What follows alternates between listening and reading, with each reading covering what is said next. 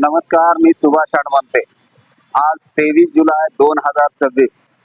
मित्रांनो, पेपर फुटीच्या मुद्द्यावर दिल्लीच्या जंतर मंतरवर विद्यार्थ्यांनी तुफान गर्दी केलेली आहे. दुसरीकडे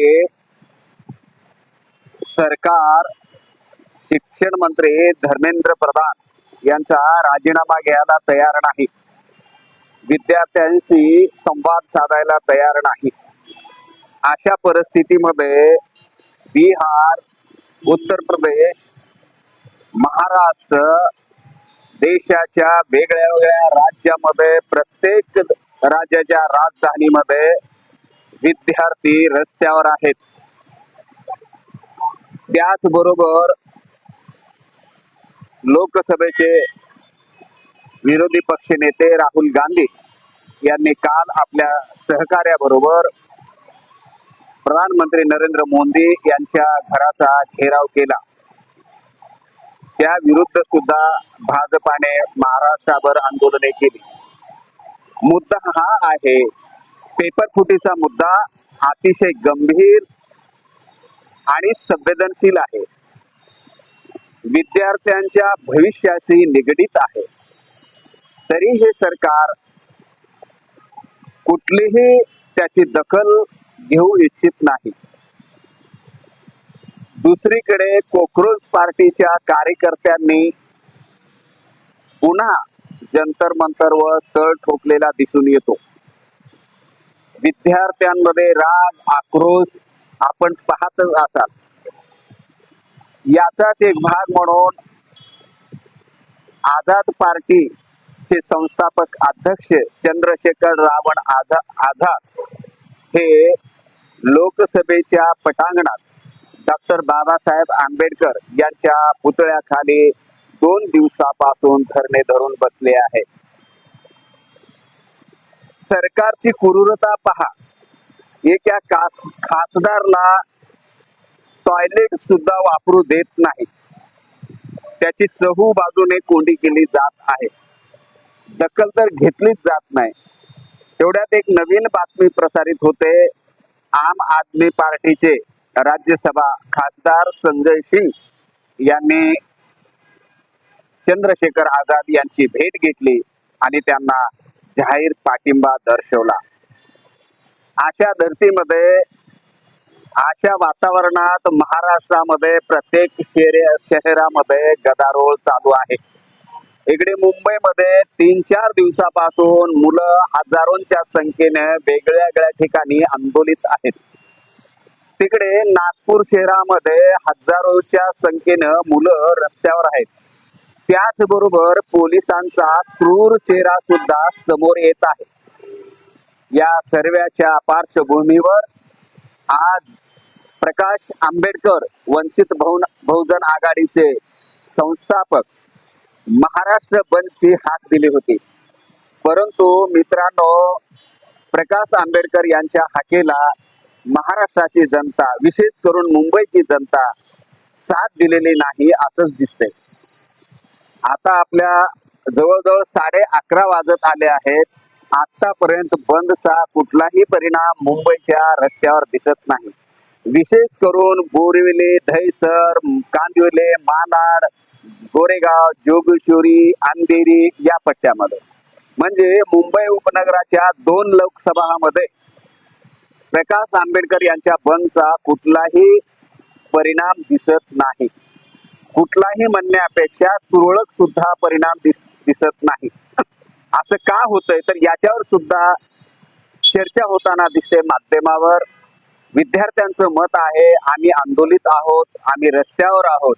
आम्हाला सहकार्य करण्यापेक्षा, आमचा आवाज बुलंद करण्यापेक्षा आमच्या पाठीशी ठामपणे उभं राहायचं सोडून तुम्ही स्वतंत्र बंद का पुकारले, त्यापासून सरकारलाच फायदा होईल. आमच्या विद्यार्थ्यांना जाग्यावर पोहोचण्यासाठी अडचणी निर्माण होतील. असं असताना खर तर जवळजवळ 22 विद्यार्थी आतापर्यंत आत्महत्या केले आहेत. फक्त नीटचाच पेपर लीक होतोय असं नाही.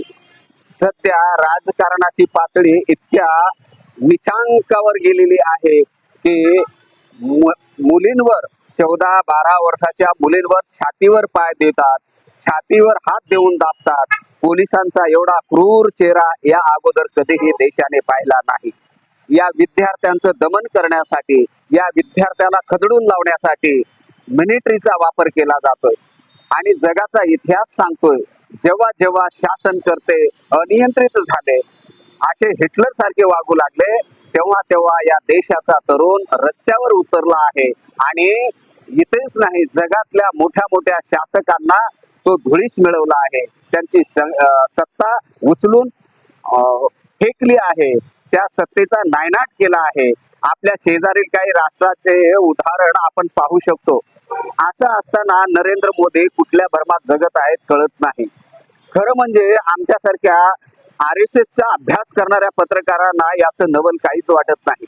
कारण गेल्या अनेक 30 वर्षापासून आम्ही RSSची भूमिका, RSSची वाटचाल तपासत आहोत, अभ्यास करत आहोत. RSS करायचं एक असतं, सांगतं एक आहे, अशीच त्यांची भूमिका आहे. आताही दिल्ली पोलिसांकडून असं सांगण्यात आलंय, आम्ही कुठल्याही पद्धतीची हिंसा केलेली नाही. पण तुम्ही व्हिडिओ पहा, अनेकांचे पाय मोडलेत, डोके फोडलेत, अवघड ठिकाणी. एक इन्स्पेक्टर जबाबदार व्यक्ती एका मुलीच्या पार्श्वभागावर काठी कोसताना दिसतोय. ही किती विकृती आहे. ही माणुसकी नाही तर हे माणसाच्या रूपामध्ये हैवान लपलेले आहेत, जनावरे लपलेले आहेत आणि ह्यांचा बंदोबस्त नाही केला तर भारताचा येणारं भविष्य अतिशय अंधारमय असेल. दुसरी गोष्ट अशी चर्चा केली जात आहे, सध्या मोदी सरकार अडचणीत आहे. कसल्या अडचणीत आहे? राम मंदिरामध्ये चोरी झालेली आहे, त्याची चर्चा त्यांना थांबवायची होती. दुसरी एक अडचण अशी झाली की अमेरिके बरोबर यांची डील होत आहे. ते डील संपूर्ण शेतकऱ्याविरुद्ध आहे, इथल्या विद्यार्थ्याविरुद्ध आहे, कामगाराविरुद्ध आहे, देशाला रसातळाला नेणारी डील आहे. अमेरिकेच्या दबावामध्ये येऊन नरेंद्र मोदी हे डील करतायत. याच्यावरचीही चर्चा यांना थांबवायची होती, म्हणून विद्यार्थ्यांची दखल घेत नाहीत. उलट हे आंदोलन कसं चिघळेल, कसं हिंसक होईल असा प्रयत्न पोलिसांकडून आणि गृहमंत्री अमित शहाकडून केला जातोय, असा आरोप होतोय. या आरोपाला थोडीफार पार्श्वभूमी सुद्धा आहे. रामलीला मैदानामध्ये विद्यार्थी जात असताना प्रत्येक विद्यार्थ्याची बॅग चेक करून त्यांना आत पाठवलं जातंय. असं असताना रामलीला मैदानाच्या आजूबाजूला दगडाने भरलेले ट्रक आणि तुटलेल्या गाड्या कोण आणून उभं केलं असेल बरे? अशा गाड्या तुम्हाला पाहायला मिळतील. जर सरकार याबाबत इमानदार असलं असतं, विद्यार्थ्याच्या बाजूने असलं असतं, तर असं घाणारडं कृत्य केलं असतं का? हा खरा प्रश्न आहे. या मोठ्या चर्चेला थांबवण्यासाठी, आपली कातडी वाचवण्यासाठी सध्या पावसाळी अधिवेशन आहे.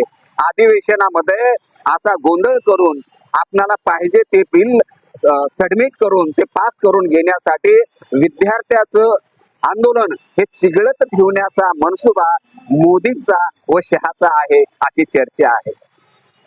आता हे सारं संपूर्ण विश्लेषण पत्रकारांचं काम आहे तुमच्या समोर आणून देणं.